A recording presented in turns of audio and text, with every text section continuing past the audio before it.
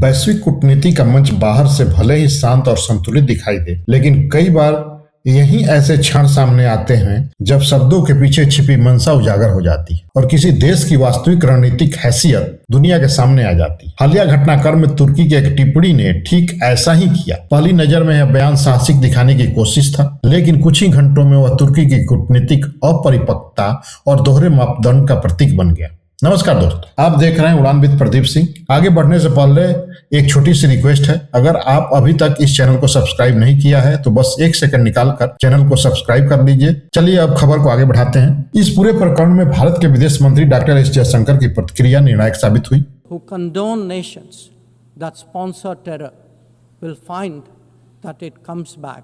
उन्होंने न तो आक्रामक भाषा का सहारा लिया और न ही भावनात्मक प्रतिक्रिया दी, बल्कि ठोस तथ्यों, तार्किक तुलना और आत्मविश्वास के साथ भारत का पक्ष रखा। यही वह बिंदु था जिसने यह स्पष्ट कर दिया कि आज का भारत अंतर्राष्ट्रीय मंच पर भावनाओं से नहीं बल्कि तथ्यों और आत्मसम्मान के साथ बात करता है। मामला तब सामने आया जब पाकिस्तान के विदेश मंत्री इसाक डार तुर्की के दौरे पर पहुंचे। औपचारिक रूप से यह यात्रा द्विपक्षीय सहयोग के लिए बताई गई, लेकिन पाकिस्तानी मीडिया और विश्लेषकों ने इसे कश्मीर मुद्दे पर समर्थन जुटाने की एक असफल कोशिश के रूप में देखा। इसी दौरान तुर्की के वरिष्ठ अधिकारी द्वारा संयुक्त प्रेस वार्ता में कश्मीर का मुद्दा उठाकर पाकिस्तान पर गंभीर और एकतरफा आरोप लगाए गए। भारत की आंतरिक नीतियों की तुलना इजरायल से करते हुए सैन्य कार्रवाई और मानवाधिकार उल्लंघन जैसे दावे किए गए। यह बयान न केवल तथ्यों से परे था, बल्कि अंतर्राष्ट्रीय कूटनीतिक शिष्टाचार की सीमाओं का भी उल्लंघन करता दिखा। किसी संप्रभु देश के अंतर्राष्ट्रीय मामलों पर इस तरह सार्वजनिक टिप्पणी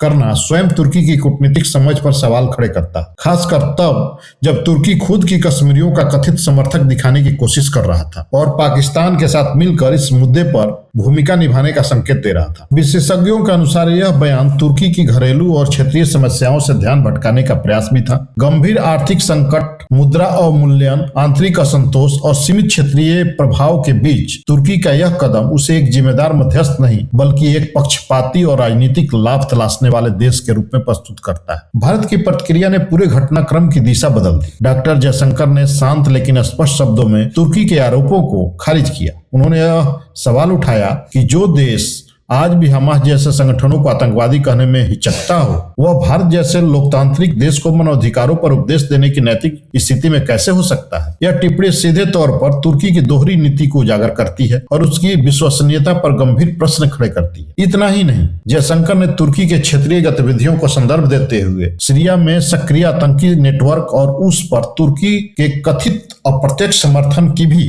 ओर इशारा किया। भारत का संदेश साफ था, आतंकवाद और मानवाधिकार पर बोलने से पहले हर देश को अपने रिकॉर्ड को ईमानदारी से आंकलन करना चाहिए। कश्मीर को लेकर भारत का पक्ष भी बेहद मजबूती से रखा गया। जयशंकर ने तथ्यात्मक रूप से बताया कि भारत में तुर्की की तुलना में कहीं अधिक मुस्लिम आबादी रहती है। यही भारत में किसी तरह का व्यवस्था या व्यवस्थित उत्पीड़न होता तो सामाजिक स्थिरता और लोकतांत्रिक प्रक्रियाएं और आर्थिक प्रगति संभव नहीं होती। यह तर्क न केवल आंकड़ों पर आधारित था बल्कि भारत के बहुलवादी और समावेशी पहचान को भी स्पष्ट रूप से सामने रखता है। इसके विपरीत तुर्की के बयान भावनात्मक आरोपों और पुराने नैरेटिव पर आधारित नजर आए, जिसमें जमीनी सच्चाई और हाल के वर्षों में कश्मीर में हुए विकास, निवेश और लोकतांत्रिक प्रक्रियाओं की बहाली का कोई उल्लेख नहीं। यही सतही समझ तुर्की को पाकिस्तान की उसी असफल रणनीति के कतार में खड़ा कर देती है जिसकी विश्वसनीयता अंतर्राष्ट्रीय मंच पर लगातार घटती गई है। इस पूरे प्रकरण में भारत ने यह भी स्पष्ट कर दिया कि कूटनीति की एक मर्यादा होती है। किसी देश के वरिष्ठ अधिकारी द्वारा प्रेस के माध्यम से दूसरे देश के आंतरिक मामलों पर टिप्पणी करना न केवल अनुचित है बल्कि द्विपक्षीय संबंधों को भी नुकसान पहुंचा सकता है। यह संदेश तुर्की के लिए एक स्पष्ट चेतावनी के रूप में भी देखा गया। तुर्की की स्थिति इस बयानबाजी के बाद और कमजोर हो गई क्योंकि उसे अपने दावों के समर्थन में कोई ठोस अंतर्राष्ट्रीय समर्थन नहीं मिला। यूरोपीय देशों और अन्य वैश्विक शक्तियों ने संतुलित रुख अपनाया और उसने तुर्की का दावा अलग थलग पड़ गया। इसके विपरीत भारत की प्रतिक्रिया को आत्मविश्वासी, परिपक्व और जिम्मेदार कूटनीति का उदाहरण बताया गया। यह घटनाक्रम इस सच्चाई को भी उजागर करता है कि तुर्की खुद को मुस्लिम दुनिया के नेतृत्वकर्ता के रूप में पेश करने की जो महत्वाकांक्षा रखता है वह उसकी वास्तविक आर्थिक और राजनीतिक स्थिति से मेल नहीं खाता। कश्मीर पर दिया गया बयान उसी अधूरी महत्वाकांक्षा का विस्तार था जो ठोस आधार के अभाव में टिक नहीं पाया। भारत के लिए यह विवाद केवल एक बयान का जवाब नहीं था बल्कि उसकी बदलती विदेश नीति का प्रतिबिंब भी। डॉक्टर जयशंकर की प्रतिक्रिया ने